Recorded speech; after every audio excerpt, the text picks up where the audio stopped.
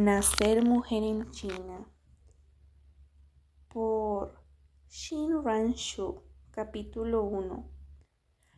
Mi viaje hacia las historias de las mujeres chinas. Una mañana temprana de la primavera de 1989, yo atravesaba las calles de Nanjing montada en mi bicicleta Flying Pigeon, soñando despierta con mi hijo Pan Pan.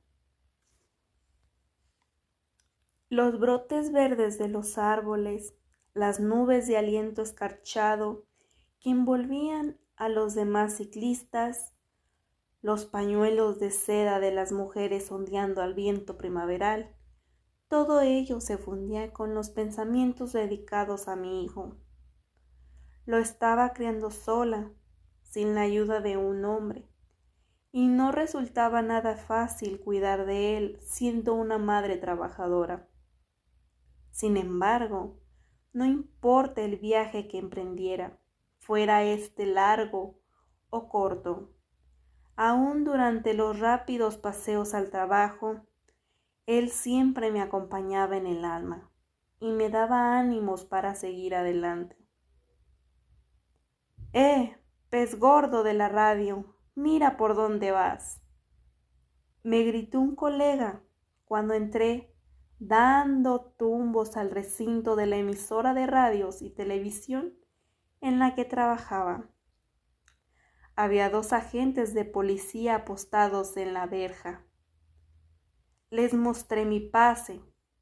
Una vez dentro, tendría que enfrentarme a otros guardias de seguridad en las entradas de las oficinas y los estudios. La seguridad de la emisora era extremadamente estricta y los empleados recelábamos de los guardias. Circulaba una historia acerca de uno nuevo que se había quedado dormido estando de guardia por la noche y que se puso tan nervioso que mató al compañero que lo había despertado. Mi oficina se encontraba en la planta 16 del imponente edificio moderno de 21 pisos. Yo prefería subir por las escaleras en lugar de arriesgarme a tomar el poco fiable ascensor que solía estropearse con frecuencia. Cuando llegué a mi casa, descubrí que me había dejado la llave de mi bicicleta en la cerradura. Un colega se apiadó de mí y se ofreció a llamar al guardia de la verja. La cosa no era tan fácil como puede parecer, pues ningún empleado subalterno disponía de un teléfono y mi colega tendría que acercarse a la oficina del jefe de sección para hacer la llamada. Al final, no obstante, alguien me trajo la llave y el correo. Enseguida me llamó la atención una carta. El sobre estaba hecho con la tapa de un libro y llevaba pegada una pluma de pollo. Según la tradición china, la pluma de pollo es una señal urgente de aflicción. El remitente de la carta era un joven que la había enviado desde una aldea a unos 200 kilómetros de Nanjing. La carta decía así: Muy estimada Shinran, escucho todos tus programas. De hecho, todos los habitantes de mi aldea disfrutan escuchándolos. Pero el motivo de mi carta no es contarte los buenos que son tus programas. Te escribo para contarte un secreto. No es realmente un secreto, porque todo el mundo en la aldea lo sabe. En la aldea hay un anciano lisiado de 60 años que recientemente compró una joven esposa. La muchacha parece muy joven. Creo que la han secuestrado. Ocurre con cierta frecuencia por aquí, pero muchas de las chicas suelen escaparse más tarde. El anciano teme que su esposa se escape y la tiene atada con una gruesa cadena de hierro. Su cintura está en carne viva por el roce con la pesada cadena. La sangre se ha filtrado a través de sus ropas. Creo que eso la matará. Por favor, sálvala. Hagas lo que hagas, no menciones mi carta en la radio. Si los aldeanos lo descubren, expulsarán a mi familia. Espero que tu programa sea cada vez mejor. Tu leal oyente, Sean Xiaoshun. Era la carta más angustiosa que había recibido desde que empecé a presentar mi programa de radio vespertino, Palabras en la brisa nocturna, 4 meses atrás. A lo largo del programa solía hablar de diversos aspectos de la vida cotidiana, utilizando mis propias experiencias para ganarme la confianza de los oyentes, y sugería maneras de abordar las dificultades de la vida. Mi nombre es Shiran, dije al empezar la primera emisión del programa. Shinran significa con mucho gusto. Shin Ran Kai Le Yan, escribió Xu Xinqing en un poema dedicado a la primavera. Con mucho gusto y excitación abría los ojos a las cosas nuevas. Para mí, el programa también era una cosa nueva. Hacía poco que era presentadora y estaba intentando hacer algo que no se hubiera hecho antes en la radio. En el periodo comprendido entre 1949 y 1988, la única información a la que tenía acceso el pueblo chino eran las directrices del partido, divulgadas a través de la radio, los diarios estatales y más tarde la televisión estatal. La comunicación con cualquier ser humano o estamento en el extranjero parecía tan remota y fantástica como un cuento. Los medios de comunicación, ya fuera la radio, la televisión o los diarios, hablaban con una sola voz. Cuando en 1983 Deng Xiaoping inició el lento proceso de apertura de China, los periodistas, al menos los más valientes, pudieron empezar a realizar algunos cambios útiles en la manera de presentar las noticias en su país. También pudieron, aunque tal vez suponía mayor peligro, hablar de asuntos personales en los medios de comunicación.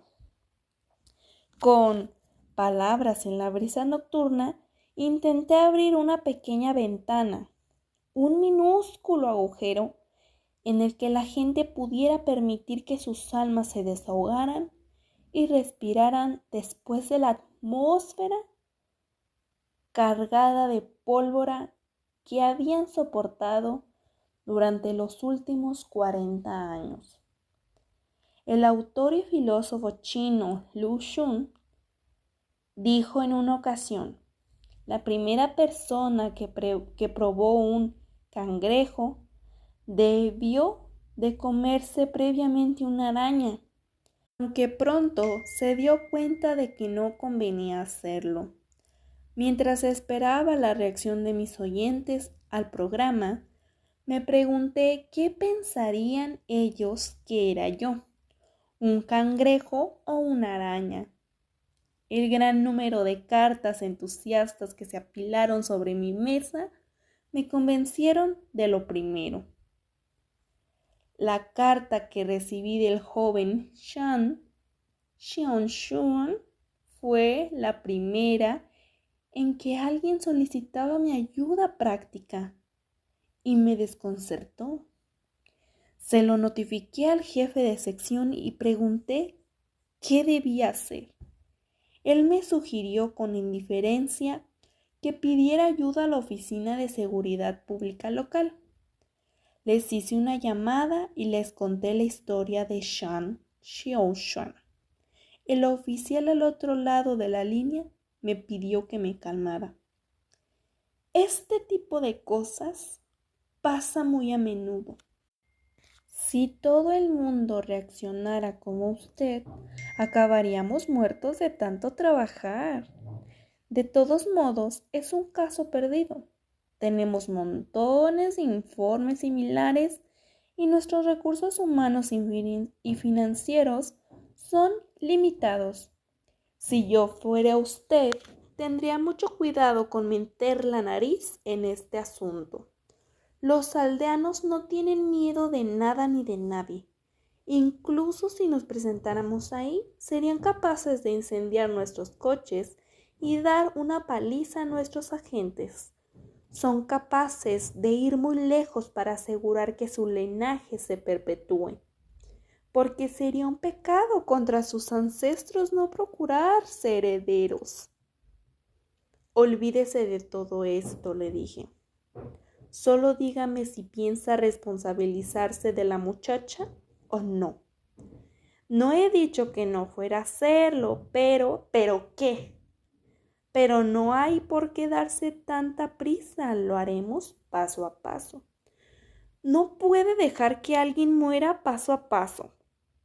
El agente de policía soltó una risita y dijo: no me extraña que digan que los policías combaten el fuego y que los periodistas lo avivan. ¿Cuál era su nombre, por cierto? Shinran, contesté entre dientes. Sí, Shinran, un buen nombre. De acuerdo, Shinran, pase por aquí, la ayudaré. Parecía que me estuviera haciendo un favor en lugar de cumplir con su deber. Me dirigí inmediatamente a su oficina. Era el típico agente de policía chino, robusto y alerta, con una expresión de desconfianza en el rostro. En el campo, dijo, los cielos son altos y el emperador está lejos.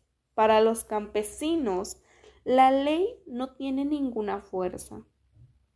Ellos solo temen a las autoridades locales que controlan los suministros de pesticidas, fertilizantes, semillas y herramientas. El agente tenía razón. Al final fue el jefe local de suministros locales quien consiguió salvar a la muchacha. Amenazó con cortar el suministro de fertilizantes si no la liberaban. 3 agentes me llevaron a la aldea en el coche de policía. Cuando llegamos, el jefe de la aldea tuvo que abrirnos camino a través de una muchedumbre de aldeanos que sacudía los puños y nos maldecía. La muchacha solo tenía 12 años. Se la quitamos al anciano, que lloraba y nos insultaba amargamente. No me atreví a preguntar por el estudiante que me había escrito. Me hubiera gustado darle las gracias, pero el agente de policía me advirtió que si los aldeanos descubrían lo que habían hecho, tal vez lo matarían a él y a su familia. Al presenciar de primera mano el poder de los campesinos, empecé a entender cómo Mao, gracias a ellos, había derrotado a Chiang Kai-shek y a sus armas británicas y americanas. La muchacha fue devuelta a su familia en Xining, un viaje en tren de 22 horas, desde Nanjing, acompañada por un agente de policía y por un empleado de la emisora. Resultó que su familia había acumulado una deuda de aproximadamente 10,000 yuanes intentando encontrarla. No recibí ningún elogio por el rescate de la muchacha, tan solo críticas por pescar en aguas revueltas e incitar a la gente, y por malgastar el tiempo y el dinero de la emisora. Las quejas me trastornaron. Una muchacha había estado en peligro y a pesar de ello, su rescate se consideraba una manera de agitar al pueblo y de drenar las arcas del Estado. ¿Qué valor tenía entonces la vida de una mujer en China? Esta pregunta empezó a perseguirme. La mayoría de la gente que me escribía a la emisora eran mujeres. A menudo sus cartas eran anónimas o escritas bajo seudónimo. Mucho de lo que en ellas me contaron me causó una profunda impresión. Yo creía entender a las mujeres chinas. Al leer sus cartas comprendí cuán equivocada había estado en mis suposiciones. Mis ciudadanas vivían vidas y se batían con problemas que yo ni siquiera era capaz de imaginar. Muchas de las cuestiones que se planteaban tenían que ver con su sexualidad. Una mujer quería saber por qué su corazón se aceleraba cuando chocaba por accidente con un hombre en el autobús. Otra me preguntó por qué empezaba a sudar cuando un hombre la tocaba en la mano. Hacía demasiado tiempo que se había prohibido toda discusión acerca de cuestiones sexuales y que cualquier contacto físico entre un hombre y una mujer que no estuvieran casados conducía a la condena pública o incluso al encarcelamiento. Aún entre marido y mujer, la charla de enamorados en la cama podría llegar a considerarse un comportamiento delictivo. Si había dado casos con relación con peleas familiares en que la gente había amenazado con denunciar a su pareja a la policía por haber consentido a ello. Como consecuencia, 2 generaciones de chinos se criaron con sus instintos naturales confundidos. En su día, yo misma fui tan ignorante, aún a la edad de 22 años, que rechacé hacer manitas con un profesor en una fiesta alrededor de una hoguera, por miedo a quedarme embarazada. Mi idea de la concepción provenía de una línea de un libro. Se tomaron de la mano a la luz de la luna.